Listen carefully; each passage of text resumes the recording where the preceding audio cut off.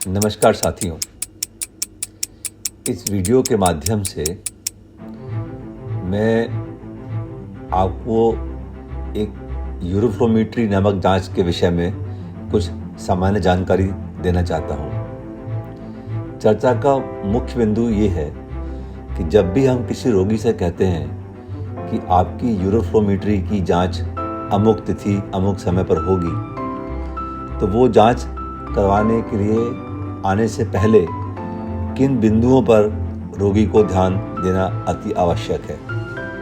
सर्वप्रथम तो आप ये जानिए कि ये यूरोफ्लो जांच की आवश्यकता हम लोगों को क्यों होती है। जब भी कोई रोगी अपने मूत्र त्याग करने में कुछ परेशानी का आभास करते हैं और हमें नाना प्रकार के तरीकों से बताते हैं, तो मात्र रोगी के लक्षण सुनकर उसके रोग की गंभीरता का स्तर भली भांति नहीं जाना जा सकता। प्रत्येक रोगी अपने आयु के अनुसार, अपने शैक्षिक स्तर, अपने सामाजिक स्तर, अपने कार्यकलापों में व्यस्तता को मद्देनज़र रखते हुए अपने मूत्र संबंधी लक्षणों को नाना प्रकार से आंकते हैं। तो ये जान पाना कि जो लक्षण रोगी बता रहे हैं उनमें क्या गंभीरता है, उसको समझने के लिए इस जांच की आवश्यकता होती है। मूत्र त्याग करने के लक्षण पुरुषों में भी होते हैं, महिलाओं में भी होते हैं, बच्चों में भी होते हैं और सभी लोगों की ये जांच करी जा सकती है। दूसरा प्रश्न यह है कि ये जांच वास्तव में है क्या। जैसा कि आप इस चित्र में एक यूरोपियन सीट जैसी मशीन दिख रहे हैं, इस जांच में हम रोगी से इस मशीन पर बैठकर या इसके सामने खड़े होकर इसके अंदर मूत्र त्याग करने के लिए कहते हैं। एक फनल द्वारा ये मूत्र मशीन के नीचे रखे बीकर में एकत्रित होता है और वो बीकर एक सेंसर के ऊपर रखा हुआ है।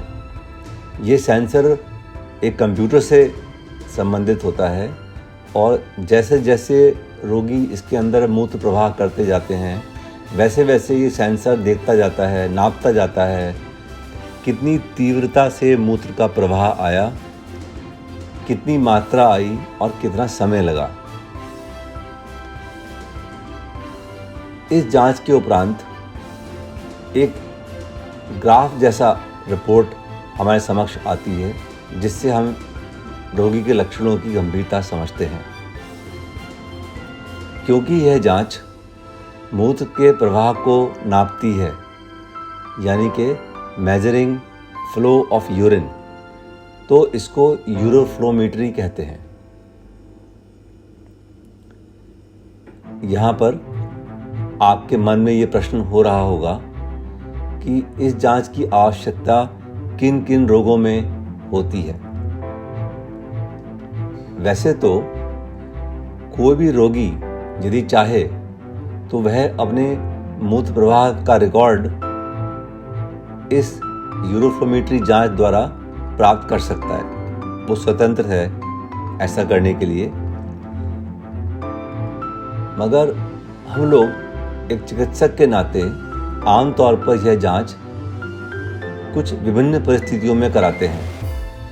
सर्वप्रथम परिस्थिति है जब भी कोई पुरुष या महिला, किसी भी आयु का या बच्चा मूत्र त्याग करने में रुकावट बताए, जैसे कि वो कहे मेरी पेशाब की धार धीमी हो गई है, मेरी पेशाब की धार रुक रुक के आती है, मेरी पेशाब की धार पतली हो गई है, आदि आदि। पुरुषों में यह रुकावट सामान्यतः प्रोस्टेट संबंधी रोगों की वजह से होती है। अगर हम लोग वृद्धजनों को ध्यान में रखें तो उनमें ये प्रोस्टेट की बीमारी काफ़ी सामान्य है। यदि मूत्र त्याग करने में रुकावट किसी कम आयु के पुरुष को हो रही है तो हम लोग उसमें ये बीमारी जिसे हम स्ट्रक्चर कहते हैं उसको सोचते हैं। कुछ पुरुषों में प्रोस्टेट ग्रंथि में संक्रमण हो जाता है जिसको हम प्रोस्टेटाइटिस कहते हैं।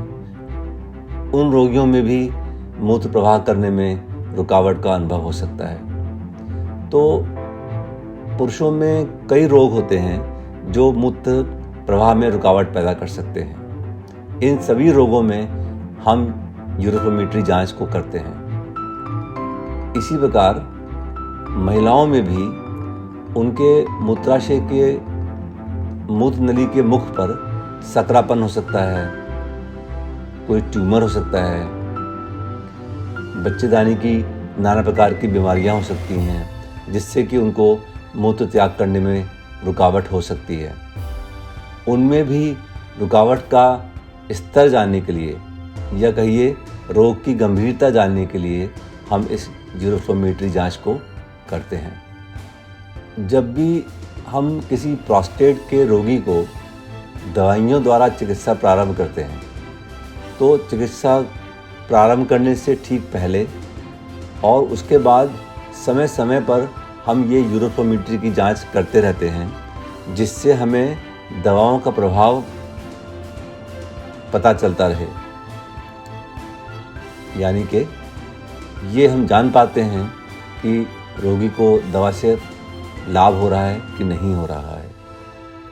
इसी प्रकार वो सभी पुरुष और महिलाएं जिनको मूत्र नली के सिकुड़न का रोग होता है और उस सिकुड़न के लिए हम उनकी किसी प्रकार की शल्य चिकित्सा करते हैं। जैसे पुरुषों में यह दूरबीन से इलाज करा जाता है जिसे हम DVIU कहते हैं, या फिर प्लास्टिक शरीर का एक ऑपरेशन होता है जिसे हम यूरिथ्रोप्लास्टी कहते हैं। उस प्रकार के ऑपरेशन के बाद या महिलाओं में भी हम लोग दूरबीन के द्वारा या शल्य क्रिया के द्वारा मूत्र की रुकावट ठीक करते हैं। तो जो भी और जब भी हम यह ऑपरेशन करते हैं तो उसकी सफलता को मापने के लिए भी हम ये यूरिन फ्लो का टेस्ट करते हैं। कुछ पुरुषों महिलाओं में जिनको मधुमेह यानी डायबिटीज़ की बीमारी 15 साल से अधिक पुरानी हो जाती है, या कुछ लोगों को जिन्हें न्यूरोलॉजी रोग हो जाते हैं जिसमें मुख्य हैं फालिज हो जाना, शरीर के आधे हिस्से में हो जाना या शरीर के निचले हिस्से में फालिज होना, या पार्किंसोनिज्म नामक बीमारी होना, या कुछ लोगों में कमर की हड्डी में चोट लग जाती है, टीबी की बीमारी हो जाती है, ट्यूमर हो जाते हैं। उन कारणों से उनकी मेरु रज्जु पे और नसों पे दबाव पड़ता है और मूत्राशय की मांसपेशियां कमज़ोर हो जाती हैं। इन सभी रोगों में मूत्राशय की जो मांसपेशियां हैं उनकी कार्य क्षमता में क्या परिवर्तन आया है, इसको परखने के लिए भी हम ये जांच समय समय पर करते हैं। तो साथियों, इस प्रकार आपने जाना कि ये जांच की आवश्यकता क्यों है और किन परिस्थितियों में या किन रोगों में इन जांच को करना हम आवश्यक समझते हैं। आशा है आप इस जानकारी से लाभान्वित हुए होंगे। यदि आपका कोई प्रश्न है तो आप मुझे मेरी ईमेल पर करके मुझसे पूछ सकते हैं। नमस्कार, धन्यवाद।